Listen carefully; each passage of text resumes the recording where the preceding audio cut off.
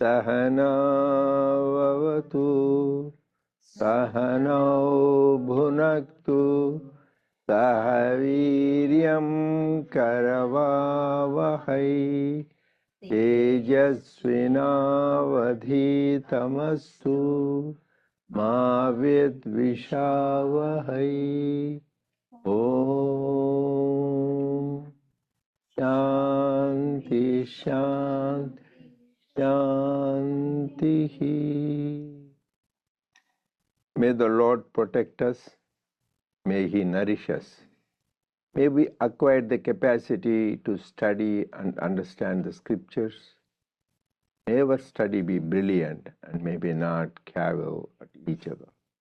Om peace, peace unto all. Dear brothers and sisters, loving Sai Ram to all of you, we welcome everyone to the Sri Sathya Sai Baba Center of Arcadia. So now we'll be doing our Gita Jnana Yajna. So we shall first express gratitude as usual to Swami for making us get together, take part in this important Jnana Yajna. Because as I said, only by His grace can we get together. Actually, I heard a little sharing by one of these devotees that one of the students, Swami said, hey, go and distribute the prasadam to the devotees in the during the function, Kulwantha. So, and then Swami called him, why am I asking you to distribute? You didn't sponsor this, you didn't pay for it, you didn't cook it. Why am I asking you? Because it's an excuse, so you'll go and distribute, you will get their blessings, good vibrations, it is stored in your spiritual bank balance. When time comes, it will be released. It's for your good. So I need some excuse whenever, so whatever service we do, so this Gita Yajna is registered in your thing as one day when they are okay, you participated in this Gita Yajna. We don't, this is Nishkama Karma, you shouldn't, but with the, whether you like it or not, Swami said, Seva saves. Seva could be in the form of this Swadhyaya, Jnana Yajna, or singing bhajans, giving food and water to people, whatever it is, any good deed, good work, that is your credit. So that is only happens by God's grace. Actually, I was talking about that without this grace. One of my friends from Argentina, Leonardo Guter, was telling, so his brother-in-law, I think, in Argentina one day, so Swami came, he doesn't know about Swami at all. So some time ago, in 1995 or something.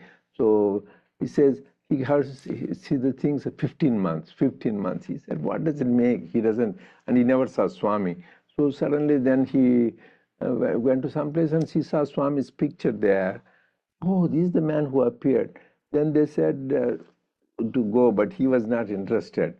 But suddenly after exactly 15 months later, so something that fall in place, getting a ticket and all that.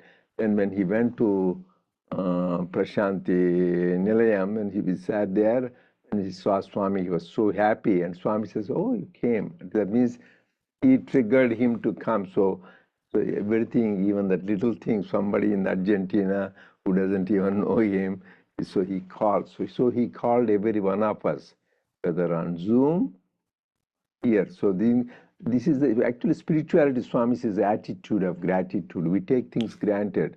The very fact we got up, we can breathe, we can see, we can listen, we can sit. Even sitting, you think granted. Sometimes we can't sit. You have to sit in a chair instead of on the floor because you can, because you have back or something. So everything is the blessing from God. So constantly remember that and just proceed. So anyway, last week we finished at 70. Oh, we have all of you received the soft copy, right? So it is chapter 16, page 74. And the hard copy is same chapter 16, page 151. And the one we are doing is, in the original Bhagavad Gita, it is chapter 8, called Akshara Parabrahma Yoga. That is the realization of Supreme Parabrahman. That is the Parabrahma Yoga. What kind of Parabrahman? Akshara Parabrahman. Because there is Kshara Parabrahman. That means something which changes. Akshara means eternal, never changing. That is the Nirguna Nirakara. Whereas the Saguna Sakara, anything with name and form, changes, right? It is not there permanently. So this is about the Akshara Parabrahman. Like this is the classical, this is the time of Ganesh Chaturthi. So here you see both, right? People make dolls in clay, this, and after a few days, they put it in the river or tank, wherever it is. So from form, it becomes formless. Swami says you need to remember, ultimately, that is always there. Form is temporary, comes, changes. So that is the lesson. And then to merge with God, what did he say? Should contemplate on 8 aspects of God.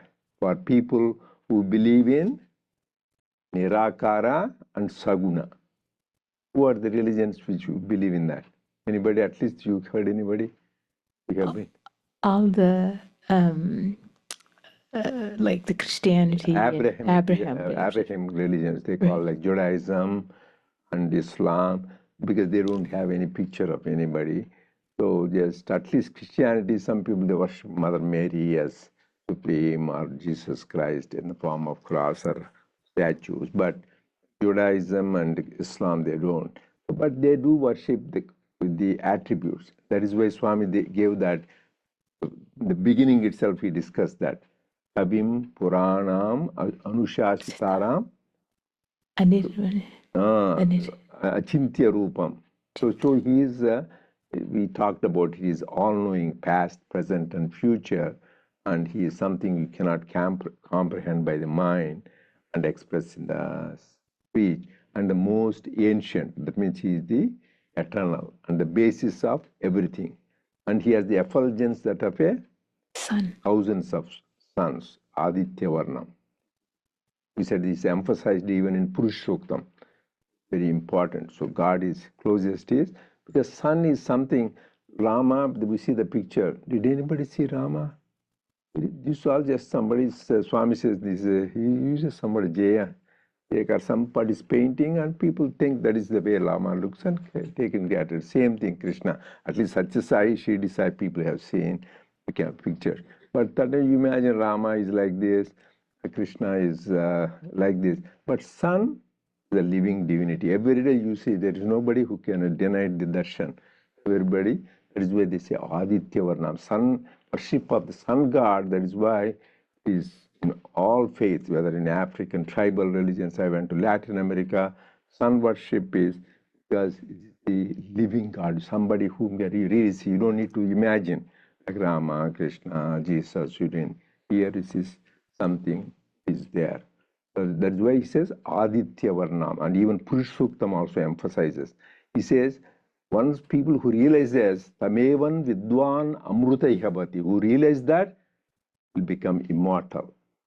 Nanya Pantayana, there is no other way. Actually, if you read Purushottam, there is no other way. You have to realize that. People who have realized that, they are liberated. So here, Aditya Varnam, Tamasah Parastat, beyond darkness, darkness of ignorance. Once the sunlight is there, all the ignorance is gone. So these are the attributes we contemplate and worship, then we'll be liberated, merged in one with him. And there, last week, I want 3 major points we discussed. Somebody can summarize. Japa we talked about. Swami says, just doing japa gets rid of all our sins. Says, but it's a japa, japato nasti patakam. So all our sins will be, that is the divine name, is the greatest purifier of our heart and mind. That is why all faiths, that also I said, they chant God's name, whether it is Hinduism or even Sikh and Buddhism and even Christianity, or and even Judaism, who doesn't believe in a form of God, but they believe in the name. But there they give it Adino, Yahweh, Yahweh. So there are 3 or 4 things they use. So that's what the name of God, power is there. What are the types of japa? We talked about last time. Anybody remembers 4 types of japa, I said? Anybody here? We start. So when you have the study circle, we should try to Shravanam, Mananam, Nidya. That means try to remember 4 types. Huh? Shravanam, Mananam, Nididhyasana. No, that is a part of the thing. But japa, 4 types. One is Vachak japa. Just you type loudly. Om Sri Sai Ram, Om Sri Sai Ram. That is Vachak japa. And then Upamsu japa. You just move the lips, no sound. So you don't do that. Yeah, third one is Manasika japa. So internally you do, nobody even knows that you are chanting that. Manasika japa. And 4th one, we gave the example of Subbareddy on the time, that Ajapa japa. Those people, they don't need to do the japa. Like Hanuman's example, he said he pulled his hair. It was saying Ram, Ram, Ram. Just showed the heart. So every part of their whole, every cell of their body is saturated with the divine name, because they're constantly, whether they're eating, drinking, walking, sleeping, working, all the time subconsciously that name goes on. So without that name, without effort, ajapa japa, without trying, they will have. And the another one is likita japa, just go on writing the divine name. These are the various types of japa. So vachika japa, upamshu japa, manasika japa, ajapa japa. Highest is ajapa japa. So each one 100 times more powerful. The scriptures say more than verbal japa, upamshu japa 100 times more. More than 100 times is the manasika japa. And more than that is the ajapa japa is the ultimate. That means without your effort, you do that. There is the one Swami was talking about the importance. Then that is the time Arjuna asks, how can I talk all the time? Then that is the time he emphasizes Abhyasa yoga, constant practice. Nothing in life, even learning bicycling, learning sports, music. Anybody who's good in that particular field, guarantee they practice, practice, practice. Practice is the most important. That is why we have Bhakti Yoga, Jnana Yoga, Karma Yoga, Raja Yoga. But Lord Krishna introduced this word Abhyasa Yoga. And Swami also emphasized that. Very start about Abhyasa Yoga. Last time Swami talked about it. So value of constant practice. So what anything to do, whether meditation, japa, bhajan, service, everything is constant. The more you do, the more we get good at it. So that is what Abhyasa Yoga. Then also Swami talked about 2 things. Pratyahara, pranayama, dharana. He says, instead of saying, he said, you need to withdraw from the world. You are always constantly engaged in the hubble bubble of the world, too much activities, your mind can't calm down. So you need to withdraw yourself from the external, too much external stimulus. Minimum possible, like you have to go to work, yeah, you have to work and do that. But don't to get entangled. That's why I say withdraw. What does it Swami say? So he says you need to, from the beginning, try to withdraw from the involvement in the world. Then what else? Then the most important thing Swami talked about is, and Lord Krishna said, is sense control. Very, very hard, right? So if you control that, master the senses, there is nothing. So Swami says, complete mastery of the senses. That is why Lord is Hrishikesha. Lord Krishna is called Hrishikesha Narayana. We even sing bhajan. It means he is the mastery of all the master of the senses. So if you pray to him, he will also make us be the master of senses. Because man's senses are so powerful. We talked about it in few months ago when we talked about the chapter 2. Anybody remember Sthita Prajnas, like qualities? There, So the slokas, I want you to go and read it. Chapter 2, sloka 60, 61 and 62. Very powerful, Lord Krishna says. He says to show yatato hyapi kaunteya purushasya vipaschitaha indriyani pramadhini haranti prasamam manaha. Even for an intelligent man, knowledge, man of wisdom, or also, these senses are so powerful, they pull him in the direction. So even he says not, Purushasya vipaschita, that means not for ordinary people anyway, they're always immersed in senses only. They wake up in sense indulgence, spend time and sleep. But even people who know what is right, even for them, Purushasya vipaschita, wise man even, Indriyani pramadhini, haranti, haranti means they steal the mind because they take you away from the direction of God. So then how to do that? Thani samyamya sarvani. The last time also he said, like a turtle, tortoise, when this is noxious stimuli, it withdraws it into the shell, right? It does. You can't see it. Similarly, a wise man, as soon as he thinks something is stimulates his senses, he withdraws from that. He just, hey, this is not for my good. This doesn't take me in the right direction. This is not the shreyo mark. This is the preyo mark. This is not pleasant, but not good for me.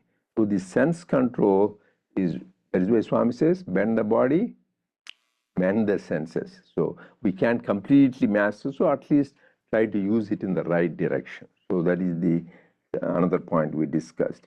So now you can continue on page 51, unless you have some other notes you made or some other comments you want to make. And also others also, I told you, please read this. Then when you yourself read and again come back, you can really understand. But I used to do in medical school, and there is a next chapter what they were going to talk. Beforehand, I used to, in the next chapter, you don't hear how they teach. I used to read the chapter before. And then the professor is telling, because already have basic understanding, it's so quick quickly you grasp, you quickly understand. So that is important. That way you need to beforehand get that thing, then you can really enjoy it better. Swami, Yeah, always use the microphone, please, because there are people who are listening on the Zoom. For the sake of it, we need to make it. in one of the discourses, Swami says, if you carry yourself well, and you don't have to come to me, I will come to you. I'm in you, in front of you, around you, always. He stresses that a couple of times. Yeah, but all these practices we do is to realize that. We all know God is omnipresent. He is above us, below us, behind us, inside, above us. But we know intellectually, theoretically, but we need to experience this. That is the whole reason why do these bhajans and services. It's not a really theoretical thing, it's a real thing. And sometimes we do experience Swami is sitting next to us, helping us, holding our hand, but not all the time. If you can all the time experience, God is with you all the time, and finally realize you yourself are divine. That is the ultimate. But it's not easy. So it is the last step in spirituality. Once you realize Aham Brahmasmi, that is it. So that is the thing. But for that, you need to have the purification of heart. Without purity, you cannot attain all. We may. Another thing I heard that there were some students. Swami asked, "Who are you? Where are you?" They said, "I am Swami. I am Andhra Pradesh from Guntur. I am from Karnataka." These students, they were all lined up. So Swami says, "No, no," and somebody says, "I am your child." Swami says, "All are my children." So everybody, Swami said. One boy was, because he heard a lot of discourse of Swami, so he said, "Who are you?" "I'm Soham, Swami." "Oh, you're Soham." Because that is what really it is, but he doesn't have experience that. Soham, you are 21,600 times. Every day you are saying that, everyone. And you breathe in and out, breathe in, so that is everyone that you breathe in and out, everyone is doing Soham, 21,000. But we are not aware of that. Swami says that means Soham is I am that, which is you are the Brahman. but how much experience. And Swami said, if you are Soham, you are that, then go and give darshan to people that are standing. So Swami says, it's good, that is the right answer, but you need to have it not from the lips, but from the experience. So all these things is, whole things, this is called Vacha Vedantam, talking from the lips, that is what we do. But by practice, manana, you live that Vedanta. Then you really enjoy it. Okay, that is the whole thing. All these are ultimate truths, but we need to make it an experience. For that, we need to practice all these sadhanas so that our heart is pure. Because as long as still we are too many desires and we get agitated, we have anger, jealousy, no way you can say you are Soham. So you're far from it. First, we need to get rid of all those impurities. Then you talk about it. Doesn't mean the truth is truth. Yes, we are divine, we are the Soham.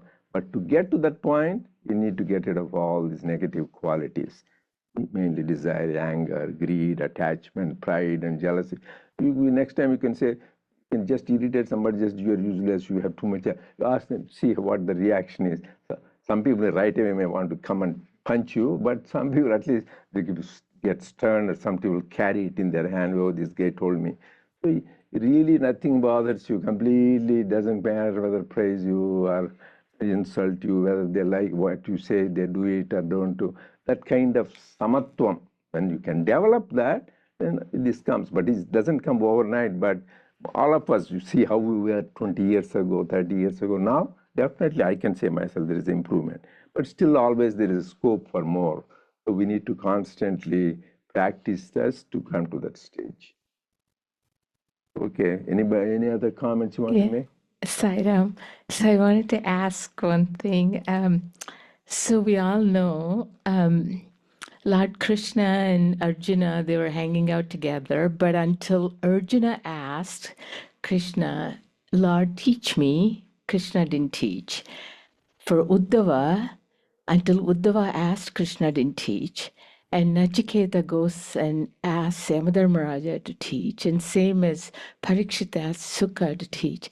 So then we should have, in this janma or in prior janmas, we should have probably asked Swami that teach us, and so he put us in this gnana path, right? So this is, if I was thinking, if I want to carry the real pride, this is it. At least I've done one good thing to ask Swami to teach me this, right? I was just thinking. No, that is good thing. So Swami said all are bad qualities, but one thing you can be proud that you are Swami's devotee. Real guy should be good devotee, such practicing his teachings, because you really also to be a contemporary of an avatar. I think you are in the time of Krishna, or in the time of Rama, or Jesus, or Buddha. It is not people who say, I wish I was there. But we are there during the time, and it's the only time we don't know what people wrote Ramayana is there. These are all true. Swami said that. But you can listen to his audio, his voice we can hear. We can see him talking, his videos we have, his own writings, what he wrote we have. No other avatar we have that at all. So we are so blessed. So we need to make use of that. So no other time in the history of humankind where an avatar's talks of thousands of talks are available, his discourses are available, his writings are 16 Vahinis are there, which he himself, for our benefit, he wrote. So his things, beautiful forms, so many pictures are available. So it never happened. This is the first time. And also personally, he guided interactions with so many of us. So this is, we need to count our blessings and make best use of it. You may have it, but you don't use it, you lose it. So yeah, good. Sairam. Similarly, practice the withdrawal of the mind from the senses steadily. Then it will develop skills which will realize you release you from bondage. Let me tell you, those who repeat with their last breath the sacred pranava do attain the Lord. Krishna said this with emphasis. Arjuna made bold to put another query. Lord, It is good that those who repeat the pranava with their last breath attain the Lord. But what about those who don't? Their number is certainly much larger. Have they no chance of realize? In the court of the Almighty, are only some to be honored with seats? Have the miserable and the poor no accommodation at all? Tell me where they go, where they will be admitted. Arjuna, you're falling into a great error. Beware. The Lord does not discriminate between the weak and the strong, or the high and the low. Such an attitude will never warp his vision. All are entitled to his grace. All are entitled to enter his darbar hall. Its doors are ever open. No guards are there, no bar to bar the entrance of anyone. No one is prevented. No one is invited. All are welcome to enter. What can anyone do if some don't approach the door? Those who desire warmth have to go near enough to the fireside and sit there. Those who stand apart can know only the light that emerges from that fireside. What do they say of that man who stand afar and declares that the fire has no warmth?